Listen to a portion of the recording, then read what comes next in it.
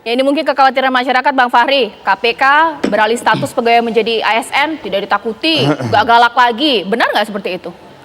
Ya, dari dulu saya melakukan gugatan filosofis terhadap cara sebagian orang memandang KPK itu. Jadi kita waktu menciptakan KPK itu, kita tidak menciptakan superhero atau superhuman. Justru kita menciptakan lembaga integrator gitu. Makanya seharusnya produknya itu adalah sistem integritas nasional yang merupakan pekerjaan sistemik untuk membangun fondasi integritas nasional, membangun tiang-tiang integritas nasional dan membangun atapnya gitu. Makanya kalau kita baca pasal-pasal pendahuluan di Undang-Undang KPK yang sekarang masih ada, itu adalah tugas KPK itu adalah koordinasi, supervisi, dan monitoring. Itu tugas utamanya. Bahkan disebut di situ juga di pasal-pasal awal itu tentang definisi daripada pemberantas korupsi itu kan, karena KPK itu Komisi Pemberantas Korupsi. Kata pemberantas itu adalah serangkaian tindakan pencegahan gitu.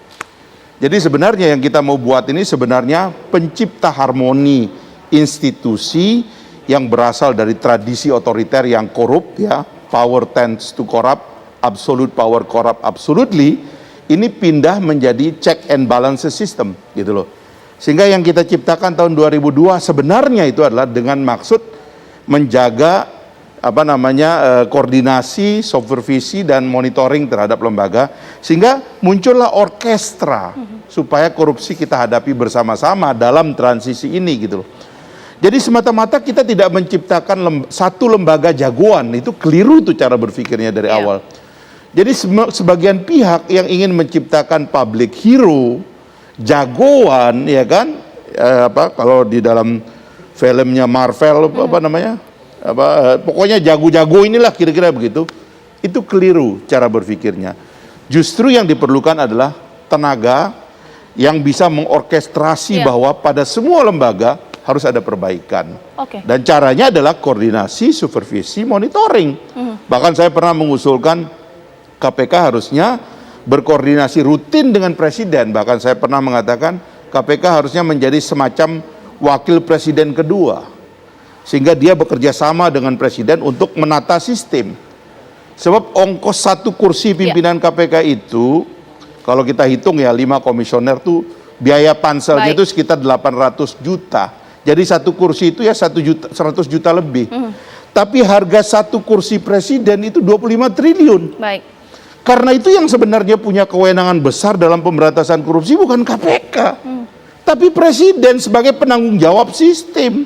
Lah ini enggak, KPK malah cenderung opos kepada presiden demi presiden, bargain dengan presiden. Nah ini yang salah menurut saya. Gitu. Bang Kapiter bagaimana? Karena publik melihat bahwa KPK lembaga super body gitu, dengan adanya beralih status menjadi ASN ini seperti apa melihatnya? KPK sebagai lembaga diperlukan oleh bangsa ini. Tetapi orang-orang di KPK itu tidak menentukan KPK ini berdiri atau tidak. Nah orang-orang yang di KPK itu suka keluar dari aturan main, ya, sehingga dia merasa dia superioritas. Dan superioritas inilah mendorong selalu ada kegaduhan, ada konflik, ya. Dan orang-orang itu yang sebenarnya harus tidak berada di KPK lagi, sehingga kita bisa membuktikan, misalnya lihat apakah dengan orang-orang itu tidak ada di KPK, KPK ini tidak berdiri. Siapa bilang KPK ini milik negara? Bangsa ini yang mendirikan KPK, dan KPK itu satu lembaga dan tidak tergantung pada orang.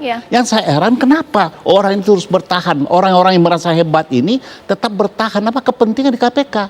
Apa membangun suatu empire di KPK sehingga dia tidak tersentuh oleh apapun, atau berlindung dalam pendapatan yang besar di KPK sehingga tidak ada kesetiaan? Padahal kan kesetiaan kepada pemerintah, undang-undang, Pancasila itu menjadi hal yang prioritas.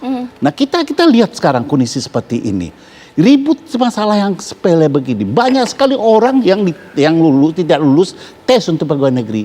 Tidak ada pengaruhnya. Ya, jadi kalau mereka berubah menjadi ASN, itu tidak akan menggoyahkan KPK, tidak akan merontokkan KPK.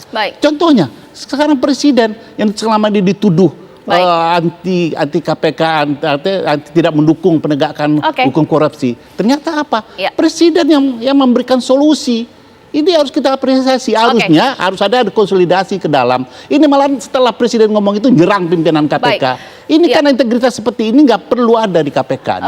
Pak Kudri, sekarang berikan kesimpulan dalam dialog kita bahwa karena logika yang terbentuk di masyarakat bahwa pengalih status menjadi ASN dari KPK justru melemahkan KPK sebagai lembaga. Bagaimana menurut pendapat Bapak? Harus dibedakan antara fungsi dengan status. Saya kira status pegawai KPK tidak mempengaruhi fungsinya untuk melakukan penyelidikan, penyidikan, dan penuntutan korupsi yang merupakan kewenangan KPK. Tetap itu tugasnya, ya statusnya dia pegawai negeri. Saya kira tidak mempengaruhi. Misalnya kalau dipermasalahkan status penegak hukum, bahwa kalau ASN itu lemah, tentu kita akan menanyakan bahwa hakim-hakim, mulai dari hakim di pengadilan negeri, pengadilan tinggi, sampai Mahkamah Agung, walaupun dia merupakan pejabat negara, statusnya itu adalah ASN. Apakah kita sekarang menanyakan bahwa berarti karena hakimnya itu ASN berarti melemahkan korupsi? Kan tidak, padahal pengadilan itu adalah muara dari penindakan. Nah, satu lagi Mbak Caca, bahwa KPK ini adalah kerja kolektif. Baik. Bukan kerja individual. Kalau misalnya dari 75 dari 1290 sekian, nah itu kan sebagian cuma 5%. Bukan berarti nanti KPK itu lemah. Sekarang kita akan mempertanyakan apakah dahulu-dahulu ini dikerjakan oleh individu-individu. Padahal kita tahu di dalam KPK itu ada subsistem penyidikan, ada subsistem penyelidikan, ada subsistem penuntutan, ada subsistem eksekusi. Itu kan dia merupakan suatu sistem peradilan yang ini. Jadi kesimpulan saya bahwa secara prosedural untuk peralihan status atau bukan peralihan status, meningkatkan status menjadi ASN, prosedurnya itu benar. Baik. Kalau dipermasalahkan prosedurnya silakan diuji. Baik. Begitu juga substansinya, menurut saya itu merupakan kewenangan si penguji. Baik. Nah, terus kesimpulan kedua bahwa apakah KPK itu akan lemah dengan tidak adanya 75? Itu saya kira tidak. Itu bisa juga itu membuatkan pegawai yang lulus itu kan menjadi kok masa saya dianggap tidak mampu. Baik. Ya, jadi menurut saya satu hal lagi ini ya, kita harap ini kan pegawai atau 75 pegawai KPK yang dimasalahkan ini, dia ini kan akrab dengan hukum. Saya kira melaluilah prosedur hukum. Baik. Ya, jangan melakukan polemik di ruang publik. Baik, Pak Kudri. Ya.